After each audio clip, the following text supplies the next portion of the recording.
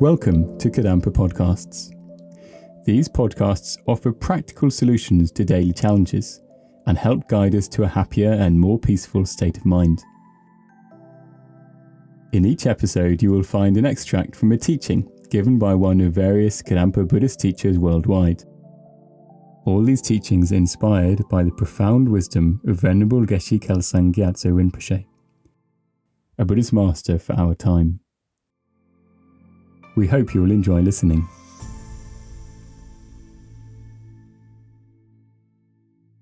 It's very interesting in our modern society. We're very intelligent people. We have a lot of skills, often advanced degrees. But it is very rare to find someone who has learned how to solve their own and others' problems and to make themselves and others happy, even though this is what everybody wants. We can do all these things with computers and so forth. I remember one time Geshe Kelsang, he said, "You've learned so many things. Why did you learn all these things?" Well, of course, he said, has some meaning. We have to have jobs and earn money and so forth. But his point was that our deepest wish for happiness, like lasting happiness, not just temporary pleasure, but lasting happiness, contentment, and peace, we've never learned,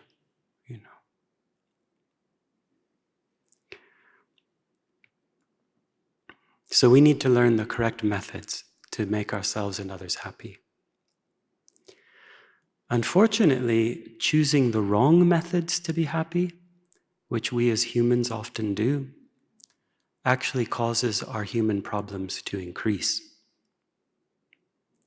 And in the preface of Venerable Geshe's book, Modern Buddhism, I'm going to read a lot from this book today.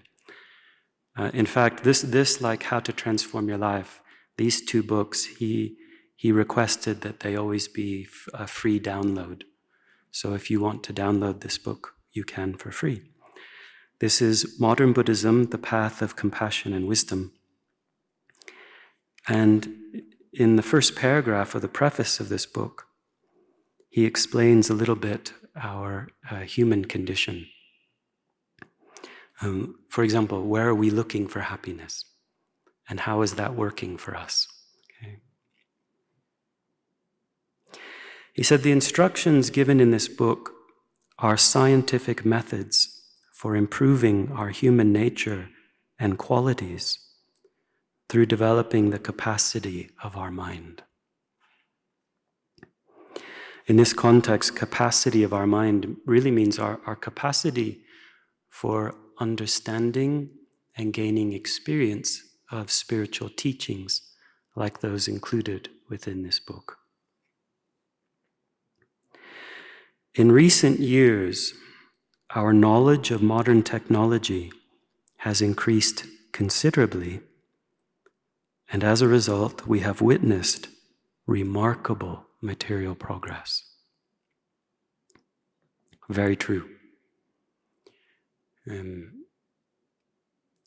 We have a lot of smart things in our life. We have smart phones and smart houses, smart appliances.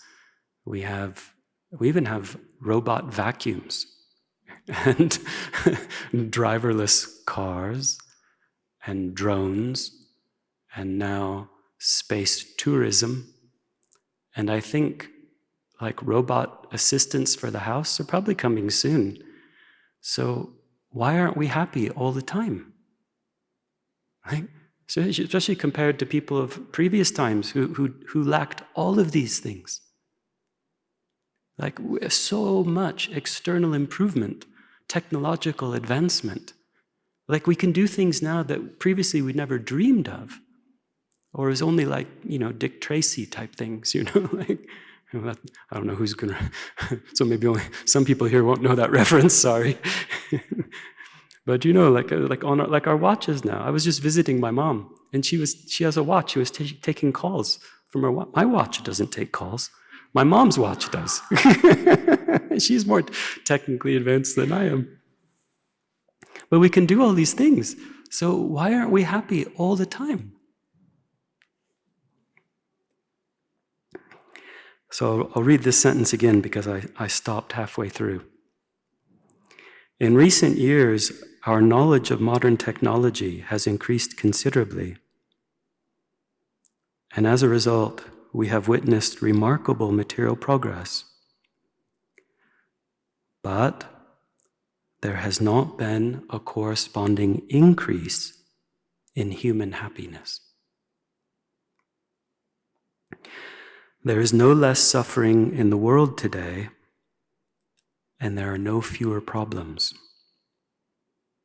Indeed, it might be said that there are now more problems and greater dangers than ever before.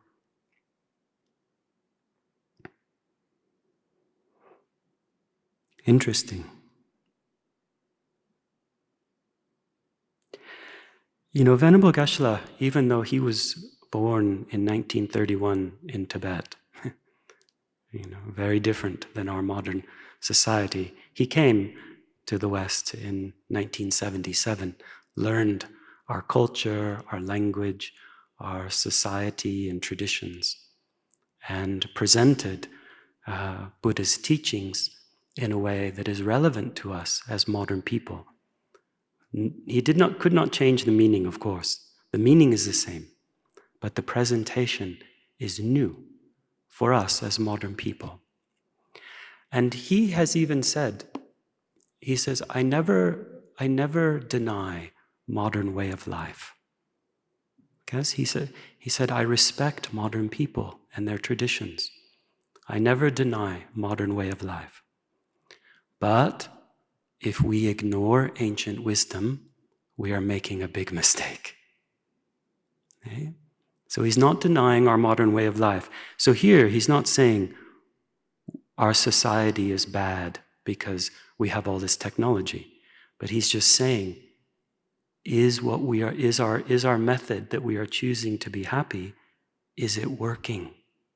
That's all. Is it working? Because if technological advancement and material development were the real cause of happiness, we would be blissed out all the time. We're surrounded by it. We're using it all the time. But there has not been a corresponding increase in human happiness. Indeed, where he said, there's no less suffering in the world and there are no fewer problems.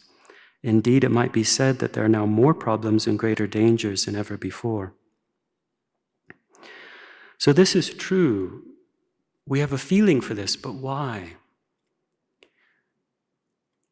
Because choosing the wrong methods to be happy, mainly trying to find happiness and solve our human problems through improving our technology and improving our material development, external development. What happens is, because we're very intelligent, we're good at this. We're very good at this. Okay? But then what happens is through concentrating on external development and technological advancement in our search for happiness, we ignore internal development of virtues such as patience, loving kindness, compassion, and wisdom, inner peace, and so forth. Okay? Ignoring internal development and emphasizing always external development, what's happening is our technologies are becoming very powerful and our minds are becoming more rough and uncontrolled. So what happens when you put together powerful technologies and rough, uncontrolled minds? The world becomes more dangerous. This is very important to understand, everyone needs to come to their own conclusion. But from my understanding, this is the real truth. Of course, we can point to many things that need to change in our society. But the real problem has to do with the minds of people in society. How can we live in a peaceful society if the people in the world suffer from unpeaceful states of mind and don't know how to make themselves and others happy? We need this wisdom.